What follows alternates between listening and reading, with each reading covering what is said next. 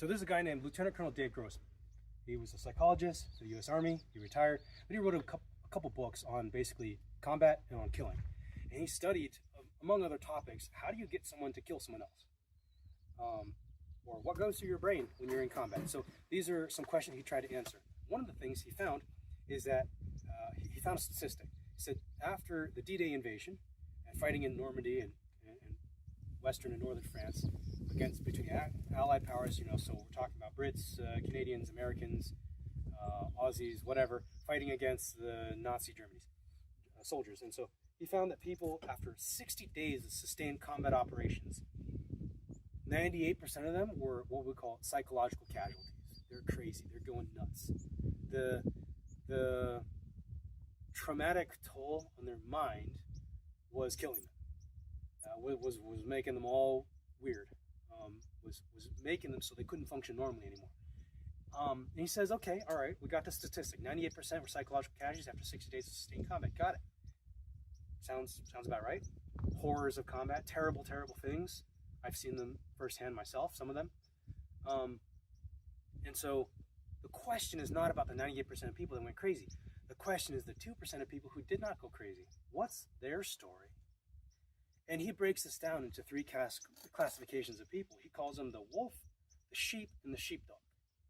He says the wolf is violent by nature, loves the carnage, lives for it, is happy in battle, is happy in the chaos of war, and can fully exert himself, can fully express himself in the chaos of war, in the violence of war. And so he doesn't go crazy because he's actually quite at home. And the 98% of the population who are the sheep, they're not made for violence, they're not programmed for violence, they're not built for violence. They can do it if you force them, they give them no choice, and if you have to, then fine. But they will eventually break down because they're not built for this. They're psychologically not programmed for this type of violence. And so the other 1% of population are the sheepdog. And he says the sheepdog and the wolf are very, very similar. Physically almost the same, right? Think about a dog and a wolf. Their physical attributes are the same to the extent that they're just genetically cross-compatible. The dogs are wolves. I don't know if you guys know that or not. The dogs are wolves. They're just genetically inbred, but basically they're genetically wolves. So there's nothing that actually physically separates the sheepdog from the wolf other than his loyalty, right? And in this model, this is not a reflection on reality, just to be clear. Just so you know, I had a companion wolf for like 16 years. I know a lot about wolves. I spent a lot of time with a wolf. I know a lot about wolf psychology and behavior. So this isn't exactly reality, but it's a model, okay? It's just a fairy tale and allows us to understand the world. That in this model, 1%, the wolf, is just the violent, evil creature who's looking to do violence and relishes and is happy in the gore and the chaos and the violence.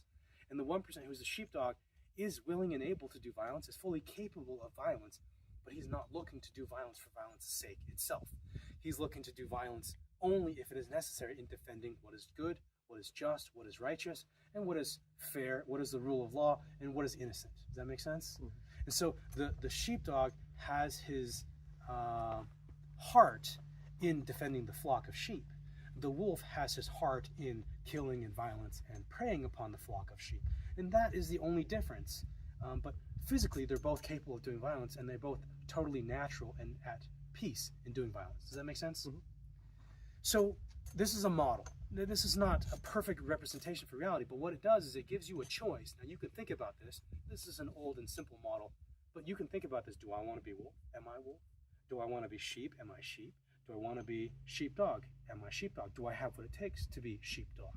Of course, in this model, we aspire to be sheepdog for people like us and who come and learn these types of things and consider ourselves willing and able to do violence on others. We ask ourselves, am I actually sheepdog? Do I have what it takes? That means putting yourself in front and in harm's way in order to protect others behind you, even if you don't necessarily know them, even if you don't necessarily like them, even if they can be selfish scumbags who don't necessarily deserve to be saved. I want you to think about that. You might come to the realization, hey, I'm just interested in protecting myself. I'm just interested in protecting my immediate family, my children, my wife. I'm a sheep. I'm okay with that in this model. I'm not going to go out there. I'm not going to be out there playing hero. I'm not going to go volunteer in Ukraine. I ain't mobilized, for fighting terrorists in Israel. Like, I'm just looking to just focus on my little bubble. That is okay, and there's nothing wrong about that. Comments, questions?